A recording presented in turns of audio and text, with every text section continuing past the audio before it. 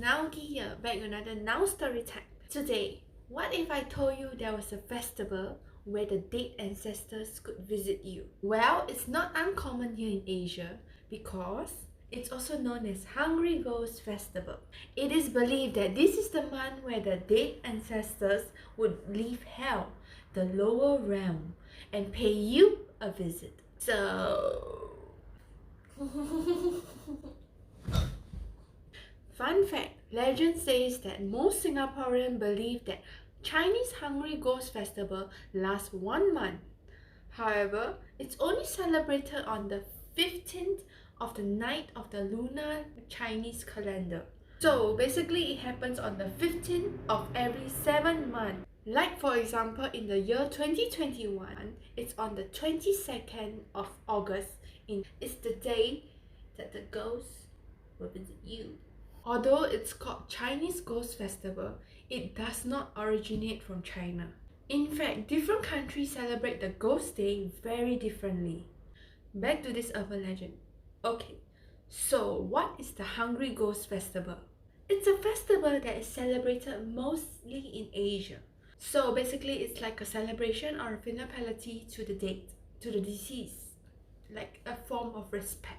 What is the hungry in the Hungry Ghost Festival? They are known to be ghosts whose ancestors forgot to pay tribute to them after they died, and with no proper send-off ritual. That's why they are known as hungry. So what are they hungry for?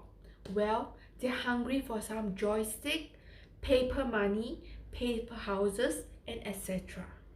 Alike to the human needs, the ghost requires money, house, and other luxuries. So, to appease the dead ancestors, the family need to burn these offerings. Well, usually, kids of the deceased would often burn offering so to ensure that the deceased would enjoy the same luxury. Like for example, they would burn like paper money and the deceased will receive the money. And if the living burn some houses, for example, then the deceased will receive a house too. It's a form of filial piety by where the living would burn some goods for the ancestors. So like a form of respectable move and to ensure that the deceased ancestors would receive the required items that they need. So this is a tradition that is often practiced in Buddhism and Taoism. I'm not sure about other countries, but I can read more about it and share with you guys. Please note that different countries and religions celebrate this Hungry Ghost Festival very differently.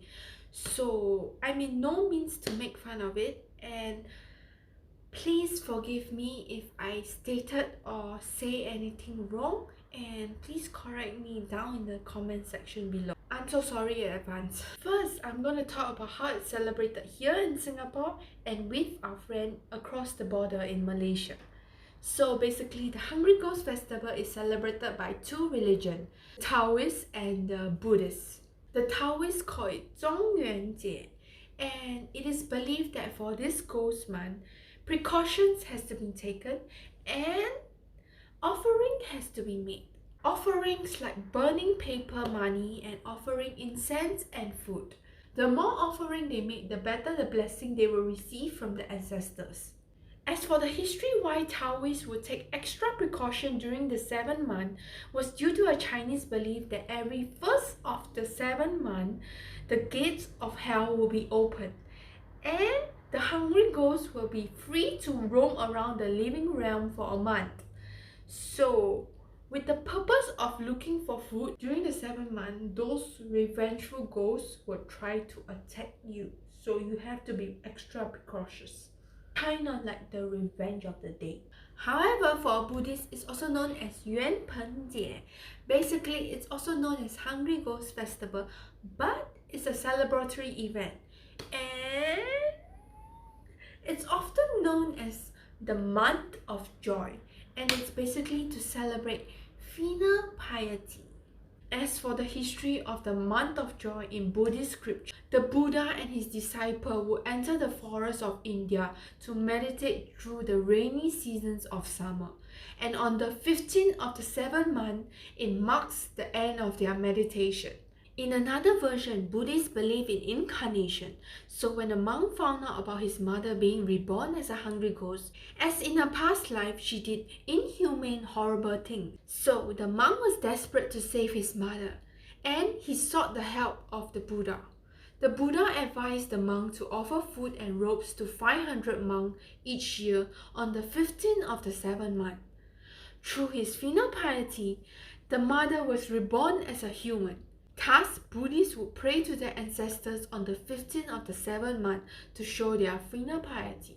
Basically, irregardless of your religion, whether you're a Taoist or a Buddhist, believers would make peace offering to any lingering souls, so that the wandering ghosts would not disturb or intrude into their lives. Now, to name a few of the ritual and customs that is done during the Hungry Ghost Festival month.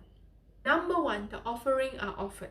So, the more you offer, the more your ancestors will receive. Second, vegetarian meals are offered on the altar for the ghosts. Next, I'll be talking about the Hungry Ghost Month rituals. Number 1, the ghost concert, also known as Ge Tai or Go Tai in Hokkien. It's a common event that happened during the Hungry Ghost Festival month, but it's only exclusive here in Singapore or Malaysia.